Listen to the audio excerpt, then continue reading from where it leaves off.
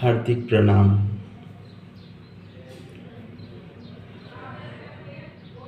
आत्मानुसंधान में लगे हुए जिज्ञासु या मुमुक्षु जो वास्तविक लगे हुए हैं, कहाँ तक अग्रसर हो पा रहे हैं, यानी प्रगति कहाँ तक हो रही है या नहीं, या केवल मान रहे हैं कि हम आत्मानुसंधानी हैं। इसका पहचान के भीतर राग द्वेष कम होता जाएगा।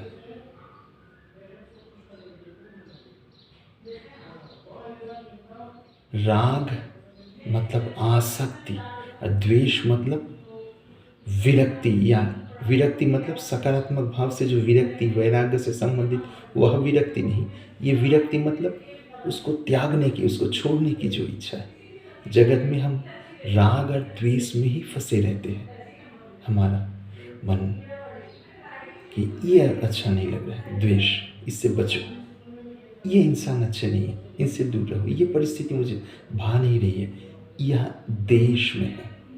राग मतलब मुझे ये चाहिए, ये व्यक्ति मेरे प्रिय है, ऐसा सामान मुझे चाहिए, इस प्रकार की चीज़ की ज़रूरत है, ना मिले तो मुझे दुख मिलता है। ये जो राग द्वेष, यही बुद्धि को ब्रह्म स्वरूप में ठहरने नहीं देते। वास्तविक आत्मानुसंधान हो और तत्व निश्चय होने लगे, तब बुद्धि अपने आप इन राग देशों से मुक्त होकर विशुद्ध चैतन्य तत्व में स्थित हो जाती है। और वास्तव में स्थिति हो तो अंदर एक अलग आनंद आएगा। तब किसी के दोष देखने की गुंजाइश ही नहीं रहेगी अंदर, क्योंकि सराबोर वाली स्थिति में दोष देखने की गुंजाइश नहीं रहती है।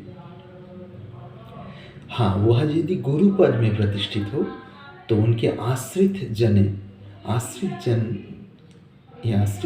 जो है, उनके कल्याण के लिए जिस जगह पे जिस प्रकार की सुधार की जरूरत है, उसी प्रकार के निर्देश उनसे अवश्य प्राप्त होंगे, वह अलग बात है।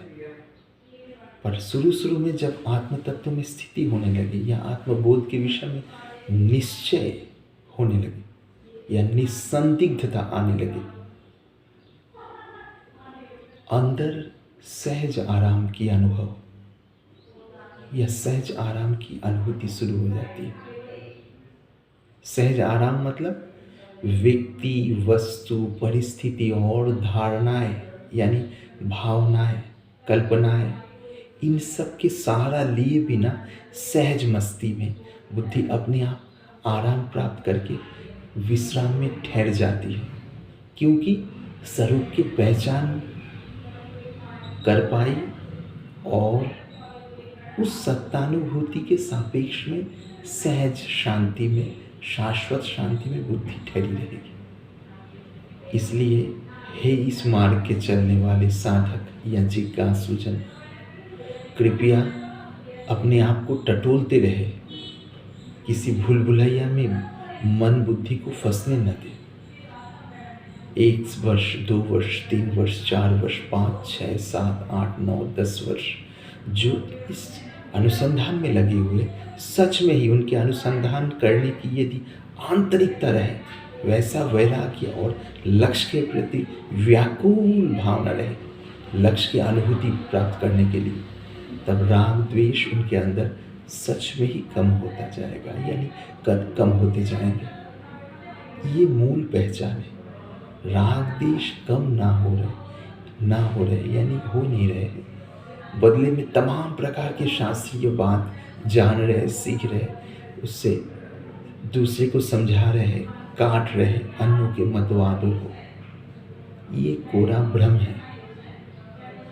ऐसा भ्रम में रहने वाला अंदर से परेशान ही रहेंगे, और जो सही में आत्मानुसंधान हो, दिन विदिन उनके अंदर की मुक्तता के आनंद बढ़ता जाएगा, और मुक्तता के आनंद जिस अनुपात में बढ़ता जाएगा, उस अनुपात में राग द्वेष कम होते जाएंगे।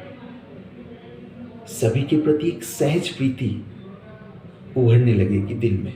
वो कोई मोहात्मक या मोह के सापेक्ष में कोई खिंचाव नहीं है। वो एक सहज वृत्ति, उस स्वभाव आत्मानंद मन में प्रतिफलित हो तो मन में सहज रूप से वह वृत्ति प्रकट होती है, यानी उसकी प्रकट होना शुरू हो जाती है। इसलिए हे साधक गण, हे जिज्ञासुजन, हे मुमुक्षु, कृपया इस विषय में सजग होकर चले। यदि लगे किसी विषय में किंतु परंतु है, जहाँ पर आंतरिक विश्वास है, यदि कोई सत्य दृष्टा महापुरुष हो, सत्य प्रतिष्ठित बुद्धि वाले महापुरुष हो, उनके सानिध्य में जाकर विनम्र भाव से प्रणाम करते हुए अपनी शंका को रखने का प्रयास करना चाहिए। शास्त्र में बताया गया गीता जी में, तद विद्धि प्रणिपातेन परिप्रश्नेन सेवया।